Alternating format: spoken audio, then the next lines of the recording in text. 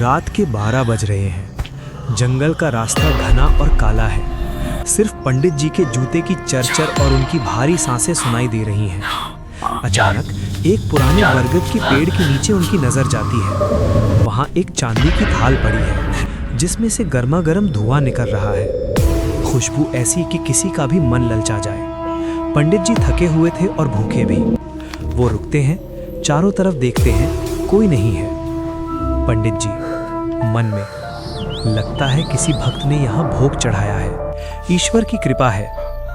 पंडित जी थाल के पास बैठते हैं और जैसे ही पहला निवाला मुंह में डालते हैं उनका चेहरा बिगड़ जाता है। जो खाना गर्म दिख रहा था वो बर्फ जैसा ठंडा और नीम से भी ज्यादा कड़वा है। वो उसे थूकने की कोशिश करते हैं पर उनका जबड़ा यानी जौ जैसे पत्थर का हो जाता है।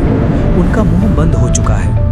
अचानक सन्नाटा टूटता है और हवाओं में से रोने और चीखने की आवाजें आने लगती हैं, जैसे हजारों रूहें एक साथ सिसक रही हों। पंडित जी की आंखें फटी की फटी रह जाती हैं जब वो थाल की तरफ दोबारा देखते हैं।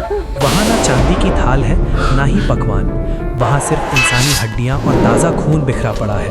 वो घबराकर पीछे हटते हैं पर उनकी अपनी परछाई जमीन से अलग होकर उनके सामने खड़ी हो जाती है। उस परछाई का कोई चेहरा नहीं है, सिर्फ एक काला सन्नाटा। परछाई एक भारी और कांपती हुई आवाज में धीरे से बोलती है। परछाई, पंडित जी स्वाद कैसा लगा? बहुत भूख लगी थी ना? पंडित जी का शरीर थरथरा रहा है पर वो हिम्मत नहीं हारते। कांपते हाथों से अपनी जपा माला निकालते हैं और आंखें बंद करके जोर जोर से मंत्र पढ़ने लगते हैं। जैसे जैसे मंत्र की रफ्तार बढ़ती है हवा का रुख बदलने लगता है। अचानक एक बड़ा धमाका होता है। हर तरफ सफ़ेद धुआं फैल जाता है और सब कुछ गायब हो जाता है। सुबह की पहली किरण जब पंडित जी की आंखों पर पड़ती है वो खुद को उसी बरगद के नीचे पाते हैं।